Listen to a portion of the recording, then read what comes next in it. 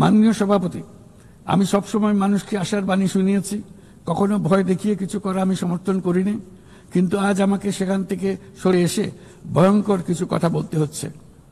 আজ আমি সতর্ক করছি, চরম জাতীয়তাবাদ, অন্যের ক্ষতি হয় এমন ভূ রাজনীতি এবং অন্যের দুর্ভোগ ও পীড়নের প্রতি ওদেশশূন্য বহু দশকের পরিশ্রমে আমরা যে অগ্রগতি অর্জন করেছি তা ধ্বংস করে দিচ্ছে। এর সবচেয়ে মর্মান্তিক চিত্র আমরা দেখেছি গাজায়।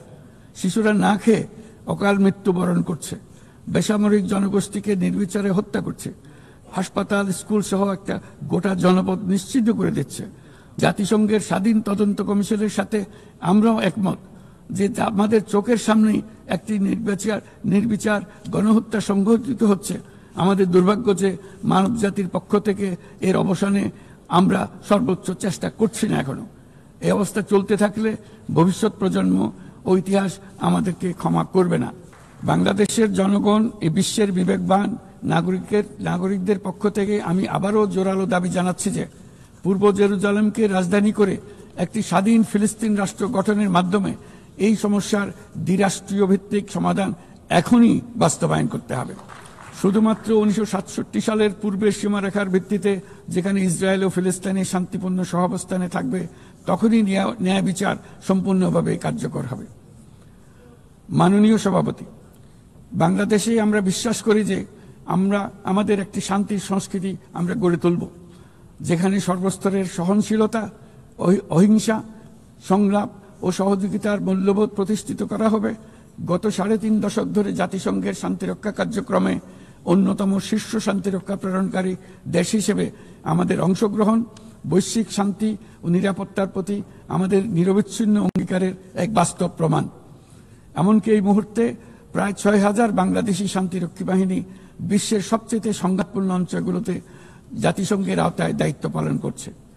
আজ পর্যন্ত মোট 168 জন বাংলাদেশি শান্তিরক্ষী তাদের দায়িত্ব পালনকালে শহীদ হয়েছেন।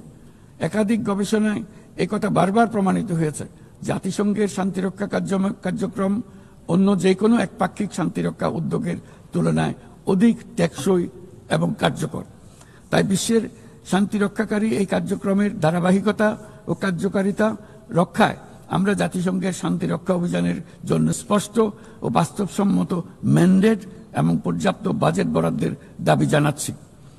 শান্তিরক্ষীদের নিরাপত্তা এবং তাদের বিরুদ্ধে সংঘটিত অপরাধের জবাবদিহিতা নিশ্চিত করাও সর্বোচ্চ গুরুত্বের সঙ্গে বিবেচনা করা উচিত। দেশে এবং আন্তর্জাতিক পরিসরে বহু ভাষিকতাকে বাংলাদেশ সক্রিয়ভাবে উৎসাহিত করে, কারণ আমরা বিশ্বাস করি যে ভাষাগত ও সাংস্কৃতিক বৈচিত্র্য পারস্পরিক বোঝাপড়াকে আরো গভীর করে। একবিংশ শতাব্দীতে কোনো সমাজেই ঘৃণা, অসহিষ্ণুতা, বর্ণবাদ, বিদেশিদের প্রতি বিদ্বেষ বা ইসলাম বিদ্বেষীদের কোনো স্থান নেই।